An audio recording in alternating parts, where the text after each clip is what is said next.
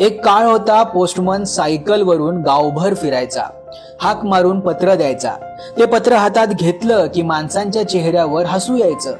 पण आता काळ बदलतोय आणि आता पोस्ट पण. होय, आता पोस्ट हवेतून येणार. अगदी खरंय.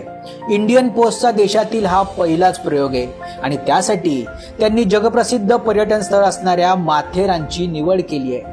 माथेरान सारख्या डोंगर दऱ्यात वसलेल्या शांत गावात आता ड्रोननं पार्सल येणार आहे. एकदम फिल्म सारखं वाटतंय ना, पण ही गोष्ट खरी आहे. आज 16 मे रोजी माथेरानमध्ये पोस्ट खात्याच्या नव्या प्रयोगाची पहिली झलक दिसली. कर्जत पोस्ट ऑफिसच्या इमारतीहून ड्रोननं उडान घेतली आणि फक्त 15 मिनिटात माथेरान गाठलं. जे अंतर रस्त्याने जायचं म्हटलं तर साधारण 1.5 तास, पण हे ड्रोन वेळेला मागे टाकत 9 किलो 800 ग्राम वजनाचं पार्सल घेऊन